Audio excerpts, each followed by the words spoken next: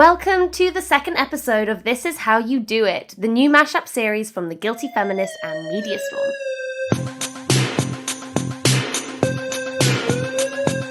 We celebrate the marvellous, if slightly masochistic, can I say that? People working to make the mainstream media a little bit better. I'm Matilda Mallinson. And I'm Helena Wadia, and we're the hosts of Media Storm, the podcast that hands the mic to the people with lived experience and calls out what the mainstream media could be doing better to report on marginalised groups. Our guest this week is the award-winning journalist and activist who founded The Unwritten, a publication for people with disabilities to share their stories without them being reduced to trauma or inspiration. Well, just last week, she collaborated with the Daily Mirror to edit a fantastic series centering people with disabilities. You can still catch her Disabled Britain series on the Mirror Online, which launched with an investigation into the thousands of deaths linked to government failure to act on proven failures with its disability benefits system. Please welcome... Bit of crescendo. Rachel Charlton-Dailey. Hello, Rachel. Hi. Thank you so much. Rachel, you're tuning in this week from the northeast of England, which means you can't physically join us for what we like to be our glass of ice-cold weekday wine. Or rhubarb juice. Or rhubarb juice. This show's basically just a front for heatwave refreshments. How are you handling the heat? I'm handling the heat really well. Yesterday, I was not handling the heat really well because I've got a chronic illness called lupus, which is triggered by heat and sun. So usually when the heat hits, I just sort of go, oh, no, I need to lie down. Because you actually have an excuse to do that. I do that with absolutely no excuse. I have a get out of jail free card when it comes to the heat and sun. So when people start going, oh, typical British people, I go, well, actually. Actually, you're pathetic. I'm not pathetic. Also, I have to ask, are you drinking a hot drink? No, it's iced coffee. It's iced okay. coffee. I swear it's iced. It looks like a hot drink, but it's iced coffee. I was about to say, that's incredible. I always thought iced coffee was like this miracle sort of thing that was really hard to make. But basically all you do is just put cold milk in instead of hot milk. It's not that hard to make. Like they make it sound like it's really like amazing and stuff when you go and get it in a coffee shop. But literally all you do is put some ice in and pour cold milk in. I'm like, you've been duped by the company. I've been paying £4.50 a time for this. So well, exactly. Well, okay, look, we do love talking about iced coffee, but obviously we're not here to talk about iced coffee. Although maybe side note, iced coffee podcast, just write that down. But Rachel, your recent series Disabled Britain has fronted the Mirror over the past week, and it's got investigations and features about disability that break from mainstream news norms in a whole host of ways. What was the thinking behind the series, and how did you manage to get it in such a major publication? Well, the Mirror actually came to me, which was the most amazing part of it. They said they were interested in doing a sort of series, but I don't think it was as big a conception as what I turned it into. And they were actually just asking for writers in the early stages. But I, being as cheeky as I am, went, well, if you're going to do this right, surely you want someone who has the experience, who can source the right sort of writers, who will be able to sense check everything and be able to make sure that you're not going to turn things into trauma. So what you really need is an experienced disabled editor, someone like me. Brainwave. And next thing I knew, I was hired by the Daily Mirror to host this whole... to do this whole thing, and it's just been an absolute whirlwind, and we never anticipated just how big this was going to be. Like, I knew from my own experience how much I needed it, but I never realised how much the community needed it. The feedback we've seen has been incredible. God, I've been approaching freelance journalism wrong. Instead of pitching stories, I should just be pitching me. Shut up, man. Honestly, I think it comes a lot from the fact that I'm just there's a saying up north that shy band's getting out, and this is something that I've definitely taken on as my own personal philosophy. And I think if you don't ask, you're not going to get it, you know. It's exactly why we need people like you in the editorial room. At the same time, I don't want to play the Daily Mirror down. They listened to me in absolutely every aspect, changing headlines that I thought didn't fit what we were trying to do, because obviously you've got to draw readers in with headlines and stuff, but I never wanted headlines to seem clickbaity or traumatic or anything like that. We made sure we only had the right writers, and even if they were celebrities and stuff, we didn't want their stories to be I'm disabled and it doesn't stop me and that sort of thing. We didn't want those sort of stories.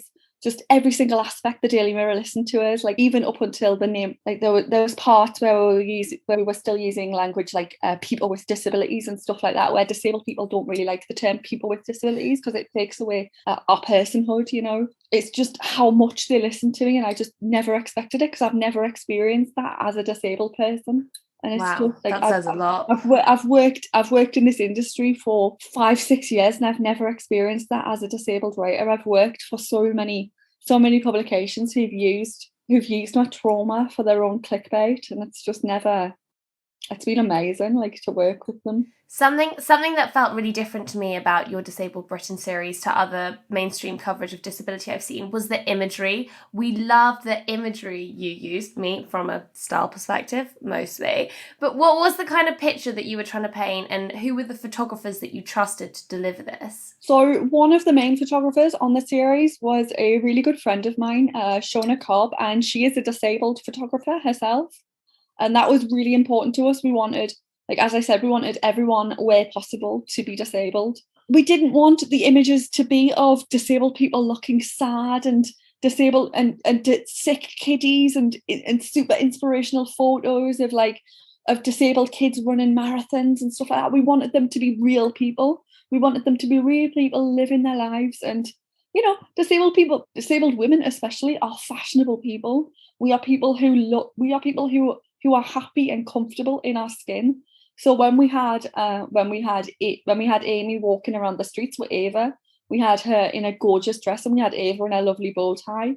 And when we had Dr. Hannah Barron Brown, we had her in her dungarees that, until I realised that were in the paper, had vulvas all over them. I was like, I've just gotten vulva dungarees in the Daily Mirror. You're like, oh, hey, Mirror, we're going to smash some barriers with this great Disabled Britain series. P.S. There's some secret vulvas in there too. That's one of your greatest achievements to date. Yeah. Well, you know, presumably many of the issues that you just described in terms of what the coverage is usually like, presumably a lot of those issues you described lie behind your decision to create The Unwritten. How did you come to found that publication? I've been working in the media for 5-6 years now, and I always found it hard to get stories published that were specifically about disability, that weren't heavily relying on trauma or weren't heavily relying on inspiration. And when I was, they were still edited to include, can you tell us how it made you feel? And things like that. And it was when my feelings weren't relevant that I was being asked to include my feelings, and like being asked like really inappropriate questions like how it affected my family and stuff like that. And I was like, I was just getting sick of having to mine my own trauma. And then, of course, the pandemic happened, and that was an especially awful time for disabled and vulnerable people, because it was a time when, you know, we were being shut inside our houses. Disabled people were getting really sick. We were dying at a disproportionate rate. And I was finding it harder and harder. And it wasn't just me. It was a lot of my disabled freelance writing friends were finding it harder and harder to get our stories published. We were being told, oh, we've already had a story on that. This doesn't apply to the wider public. And I'm like, 6 out of 10 deaths are disabled people. Why is this not front page news on every single newspaper? So I was just getting angrier and angrier and angrier that I couldn't write this, and that nobody wanted me to write this. And I've got my best friend to owe for this. My best friend, I think she got sick of me one day and she went, right, why don't you just start your own publication? And I don't think she ever expected me to be serious. And I went, okay, I'm doing it. The response was absolutely huge. And it's all just gone from there, really. The biggest thing that we wanted to do was pay writers. So we crowdfunded as much as we could, because far too much disabled people are expected to tell their stories and not paid for it. And yeah, we launched in November 2020. And since then, we've just gone from strength to strength, and it just keeps getting bigger and better. And I don't know where we're going to go from there, but I'm really excited to see where we go. I get really emotional every time I talk about it. Oh. Because I love it so much. It just means so much to me, you know, like the disabled community means so much. And all I ever want to do is just give disabled people a voice, because we're so voiceless in all of this. Yeah, and I'm sure it means so much to the people who read it as well. We do this little game on This Is How You Do It. I say we do it. This is episode 2, so pretty much traditions being made as we speak. But you know, we're calling it the genie game. You get a genie giving you one wish with what you would change about the mainstream media. But I really feel like you almost don't need it. You're just your own genie. You're just doing you're just doing whatever you dream. You're making it a reality. Stop that. But, you know, to spare you some of the legwork, let's just pretend that today Helena's your genie. Look at Helena. She's a little genius. Also, as we established before, it's a stingy genie because you don't get 3 wishes, you just get 1. Pretty crap genie. I mean, come on. So what are you going to ask Helena? 1 wish to change anything about the mainstream media. Go. People are allowed to tell their own stories, and that it's not going to get turned into trauma or inspiration, that we're allowed to tell our own stories authentically. And I'm going to add a little caveat onto this, and that when we do tell our stories, that the language that is used is authentic language and not outdated language, because there is still a lot of outdated language used around disability in the media. So technically, I just gave myself 2 wishes there. Yeah, Jeannie, are we going to allow that? I'll allow that because they're very intertwined. But actually, I do have a question about the language, though, because, you know, you mentioned using disabled people rather than people with disabilities. When Media Storm, we did our episode in series 1 about ableism, we had a lot of various feedback about whether people preferred disabled people or people with disabilities. Our guests kind of, you know, saying, whatever, we don't really mind. And we used both. But then we got DMs saying, you know, you shouldn't have used disabled people. You should have used people with disabilities. So, yeah. It's a minefield, to be honest. As a whole, the disabled community prefers disabled people, because we don't need to be reminded that we're people first. We know we're people, you know, like it's not a thing that we need to be reminded. A lot of the time it's non-disabled people that like to go, oh, well, we don't see you as disabled.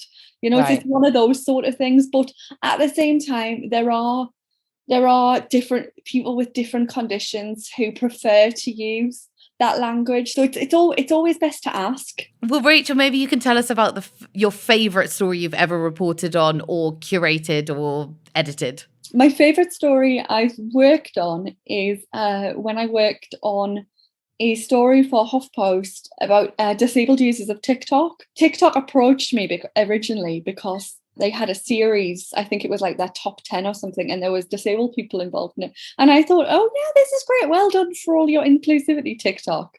But then I looked into it and I realized it wasn't the top 10, it was a top 100.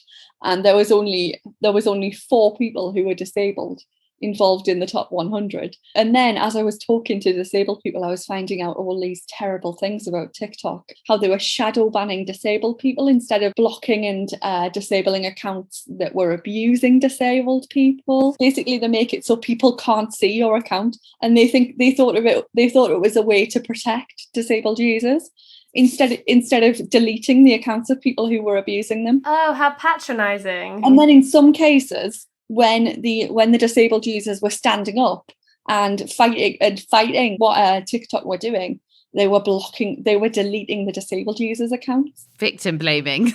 When you approached TikTok with this story, what did they say in response? I got this guy.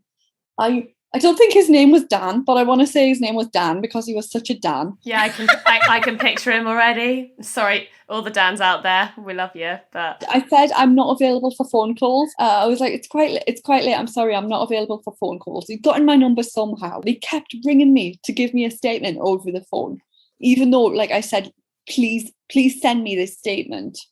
And he just kept barraging me with like absolute bullshit, saying that like, oh, these were policies that were put in place to protect the users. We're changing the policies, and we need to know the accounts that had been affected, but we can't see this happening to anyone. Whilst this was happening, one of the accounts that I told him about again got deleted. It just got worse and worse. I'm getting so much aggro when I just want a statement.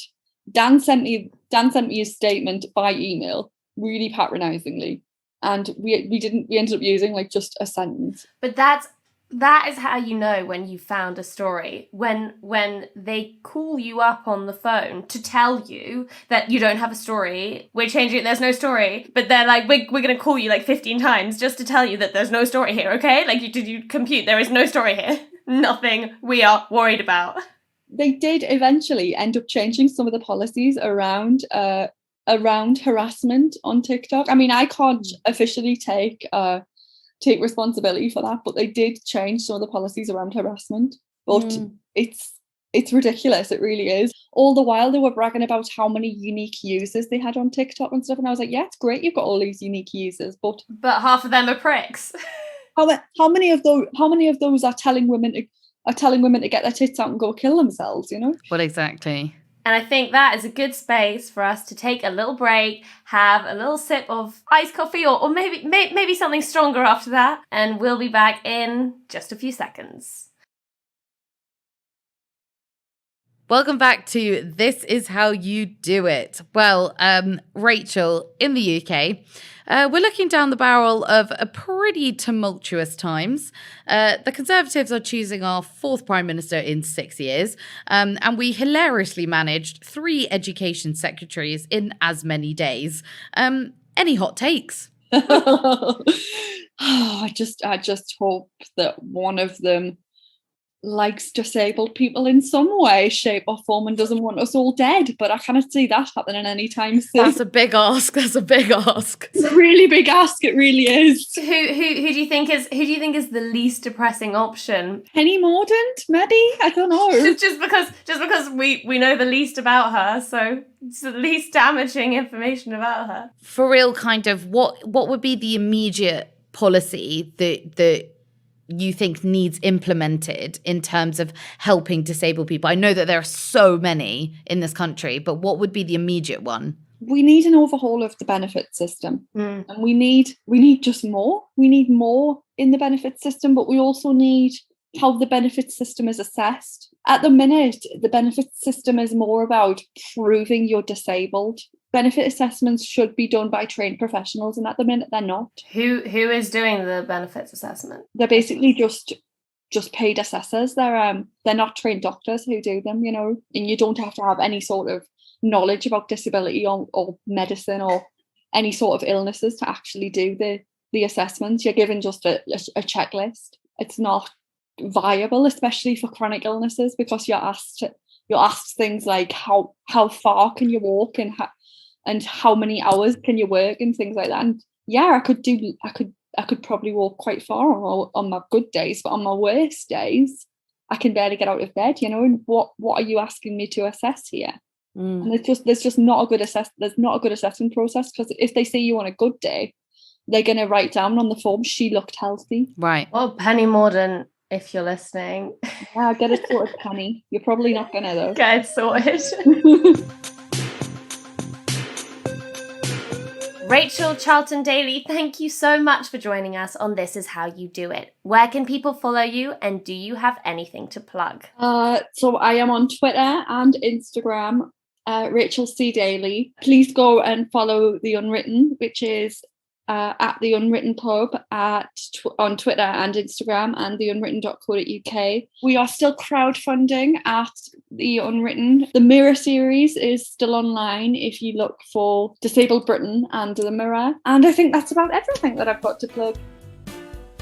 Lovely listeners, make sure you catch the latest Guilty Feminist episode on giving birth, a hilarious episode featuring Kiri Pritchard-McLean, Jessica Foster-Q, music from Grace Petrie, and special guest Melody Robinson, who runs all things birth and beyond. And of course, the episode is hosted by Deborah Francis-White. And on next week's Media Storm, we have something a little bit different. we will be airing our exclusive investigation into non-offending paedophile networks, speaking to people who have clinical paedophilia but have never acted on it, and are denied therapy and healthcare that is proven to prevent abuse. That'll be out next Thursday, in time for your morning commute. See you then.